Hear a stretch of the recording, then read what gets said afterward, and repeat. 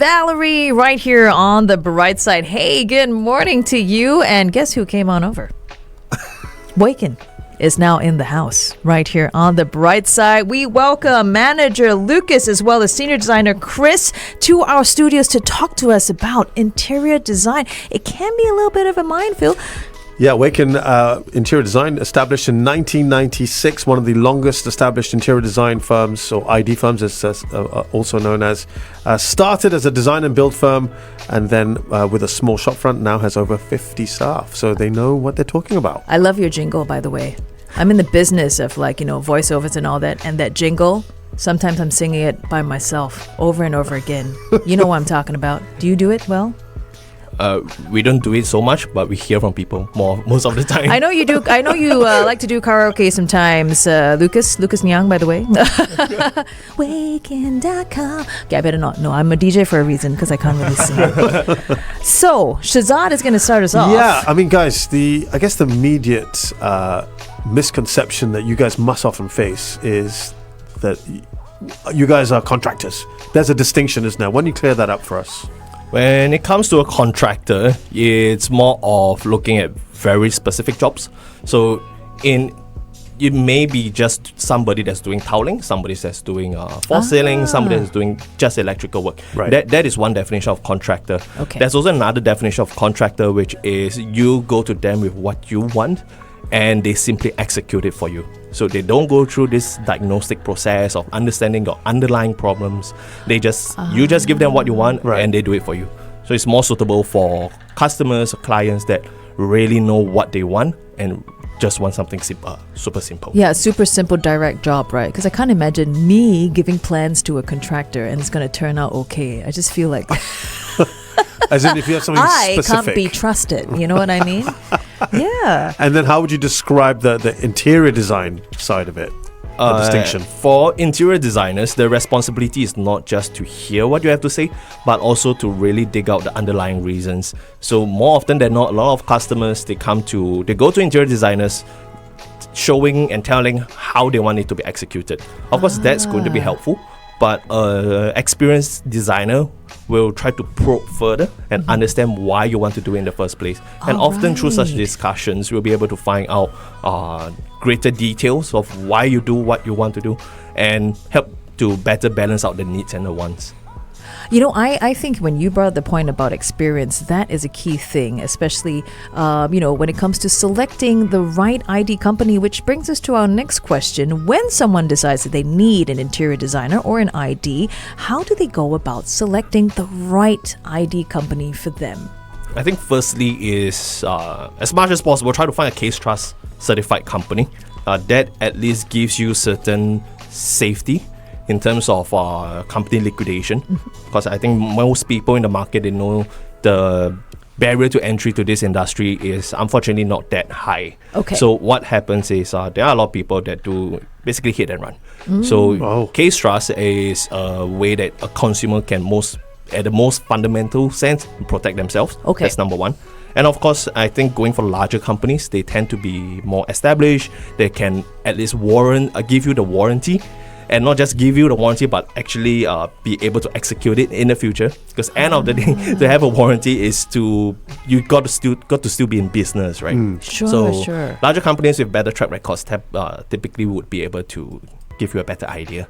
Yeah, I think these two are for starters. And of course, the portfolio of the designer and the company that you're going for, I think that helps to at least give you a clearer idea of what you want to do at the end of the day. I see. Chris, did you bring your portfolio? Come, you show us on Facebook Live. Okay, we are going there. We are going there right now. Come and join us at facebook.com/1FM913. And also, we're going to let you in on a very special giveaway, all thanks to our friends from Awaken. So please come and join us on our Facebook Live.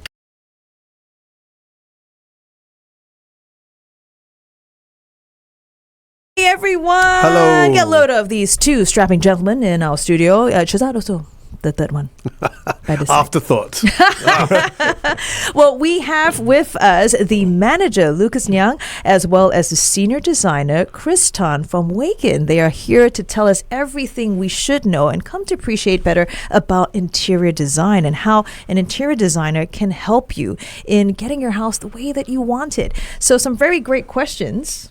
Yeah, guys, I'm sure this is the case with a lot of our listeners. The first time they go in to meet an ID firm, it might be a bit daunting for them. Yeah. So how should they prepare for it beforehand?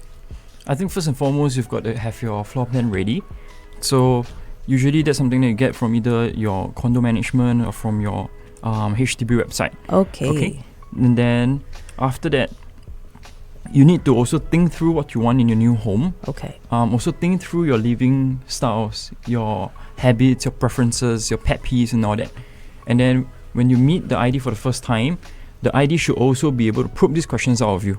Because sometimes you have this in your mind, but you are not thinking of it during the meeting. Sure. So, but at least when you have thought this through, when the ID asks you these questions, you know how to answer and what to say. So that will be a good starting point. As well as some images of the house to give the ID the context of the existing condition. Maybe not so much for BTOs because that's where we know that everything is new.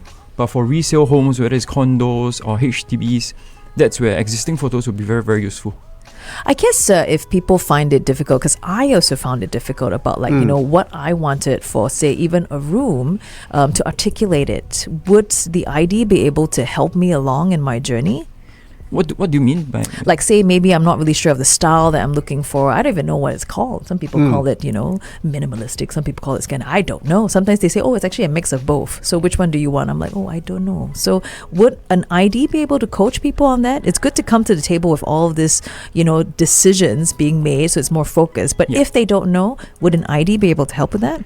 I think what the customers and the owners can do is that they can prepare reference images of what they like. Yeah, but for what me and my team do is that we have this thing called a Pinterest mood board of the different interior design styles. So we get that some customers, they don't know what styles they like. They just know that, I like this thing, I like that, but they don't exactly know what style is that. Sure. So with the Pinterest mood board, we have almost all of the different interior design styles that they can browse through. And from there they can tell us, actually I like this. And then we will know that, this is Japandi, that it's mono luxury, etc. Mono luxury. Wow, Sounds like Lavi, yeah. Sorry, sounds like yeah. I'm trying to be luxurious on my own. Yes. Here's the thing, because a lot of people, it's a common, viewpoint. Some people say like, hey, shouldn't my ID be proposing things to me, right? Why should I be, coming there, telling him exactly what I want?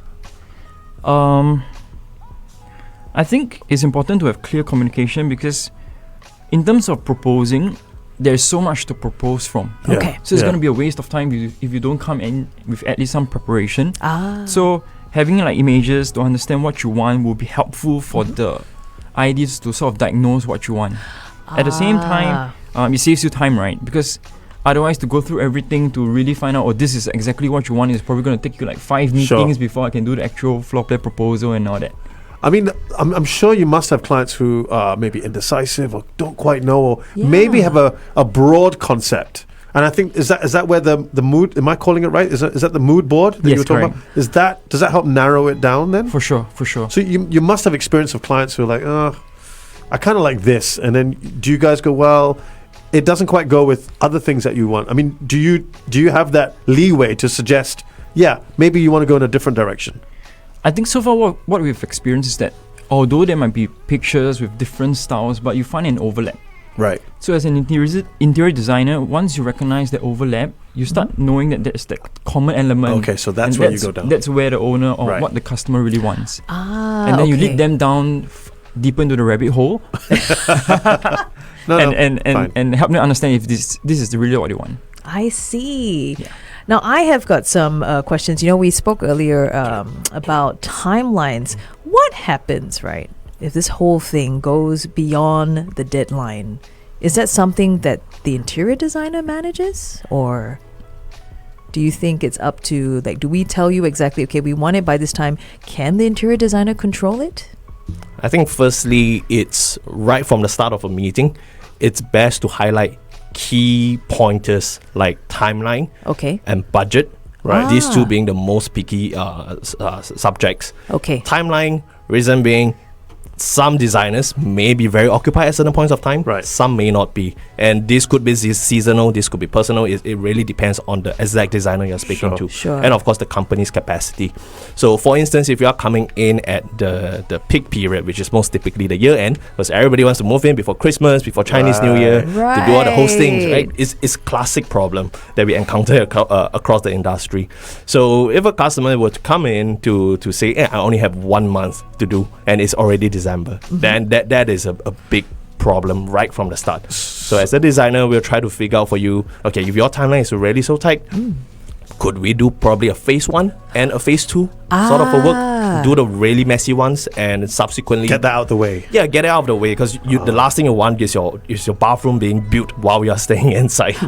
But if you're to install one or two cabinets while you're inside the house, generally that should be rather feasible. Yeah. So, I mean, from a customer or client perspective, as what Lavi and I have both been through this experience in the past. Oh, yes. Is we only seem to think from our point of view, this is what we want to do. We want to do it by this time. We have this budget. How do you, on your end of things, manage the expectations? Then when it comes to budgeting, how we like to do it in Weekend is we got to do two options for you. So with the first option being everything that you want, your needs and your wants and your dreams all together, and the second one would be the reality. More realistic. Okay. So Okay, fair enough. end of the day, more often than not, we come out to a common ground. So there's always this spectrum that we play with, this slider bar, Yeah. that we slowly calibrate towards what is your final product. And it's very natural across the design process, even during the actual physical work process, to adjust this slider bar to see what is actually the most necessary. Wow, I'm already beginning to understand some definitely the advantages of having an interior designer, and also the challenges you guys face in dealing with your various projects and clients. We're going to jump back on air in just a bit. And hey everyone, thanks to our buddies here from Awaken, we've got a great giveaway for you. You might win for yourself a set of the Heffler multifunction air fryer. This was $249. What you need to do is to stay close and pay close attention to all that we share with this interview. Come and join us on air. Semi Charm Life, that is Third Eye Blind here on the Brightside. A very, very good morning to you. My goodness, so many great tips being shared with us about, employing an interior designer to help you if you want to renovate your home, or maybe you've got a new home. I tell you, I think we would make very good friends, us and Lucas and Chris. Lucas Nyang, the manager from Waken, and also the senior designer, Chris Tan. Because I can imagine you develop quite a relationship with your clients, because you really have to journey with them for a very long time indeed, right? And you really get to know each other in such a personal way as well. You're finding out about what the client enjoys, what they want, their preferences, and all that. Which brings us to our next question. It's a big one. Yeah, how much should someone budget for their project, and what kind of buffer should they have? I think as a general rule, for basic works, a 3-room BTO will cost you about 30k, a 4-room 40k, 5-room 50k, so on and so forth. For resale works where things are a little bit more complicated, where you've got to tear down existing fixtures, hack off existing floors and all that can bring the cost up higher. So for those, generally we're looking at 3-room resale to be about 60k, Okay. 4-room to be at 70k, and 5-room to be at about 80k. So this is like a general benchmark from where a customer can start thinking about how they want to go about budgeting their works.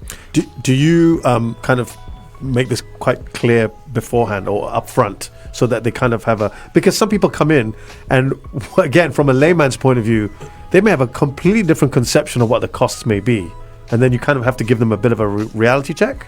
Yeah. I think what we do is we just simply ask the question directly. Right. We ask how much have you planned? How much have you budgeted for this renovation? What's an amount that you don't wish to exceed? So this goes back to what Lucas mentioned, where we provide 2 quotations, quotation A and B. A being all your dreams and your wishes and wants, and B being things that we suggest that you can cut down, to bring it down to your budget. So with these 2 A and B, the 2 ends of the spectrum that Lucas mentioned, we are able to help the customer get to the common ground, the comfortable spot. Or they can decide how many overtime shifts do they want to do, right? To get the dream. Yeah, I get it. Hey, that's actually saying it without saying it. I mean, just very quickly on that point. I mean, could someone go, well, if I say that my budget is 30,000, then they're going to just use it up to the 30,000 mark. Sometimes people are cynical that way, right? So if I say what my full budget is, then the company will just say, okay, well, this is what we can do for 30,000. So sometimes there's a bit of a game being played, like, I'll say 20,000. Then that gives you your one type of budget that you give, and then you have the other budget, right? You have two types of budget. Maybe that covers all of this, doesn't it? Yeah. I think negotiation tactics like that is something that's unavoidable. Right. And to be honest, when customers give us a certain budget, we also think at the back of our minds, is that the real number or not? I thought so. Yeah, because from the customer's point of view, we also can understand that they want to protect themselves. Which is fair enough, Which is fair, yeah, which is totally reasonable. So once again, we go back to the quotation A and B. Yeah. And in a sense, when we get to that stage, the customer's truth will also come out. Where they start saying, actually, this is something that's important to me. Yeah. I don't mind spending more than what I mentioned. So it's a bit of let's face it, it's a bit of a dance, it's a bit of a game between everyone. I mean, that's how negotiations work, right? For sure. But I think, when you start with the right and a very experienced interior designing company like Waken, I think you're in very good hands. Correct. Lucas and Chris, thank you so much for joining us here in the studio. Oh my gosh, there's so much more we wish we could share about interior design. Maybe we got to get you guys back here in the studio down the road. But hey, to our Brightsiders tuning in, we have a very simple question where you can stand a chance to win for yourself a really great giveaway. It's a set of the Hafler multifunction air fryer that's worth close to $250. All you need to do is to answer this very simple thing. Name the 3 things you should prepare before meeting your ID. And if you need some clues, just tune in to our podcast, even our Facebook Live video. The answers will be right there. Guys, thank you so much for joining us here this early in the morning. Thank you for being on the bright side. We're going to discuss remodeling the studio after this, yeah? Happy to do that. Let's do it. Our budget is... Ladies and gentlemen. Good time. Greatest hits. 1FM 91.7.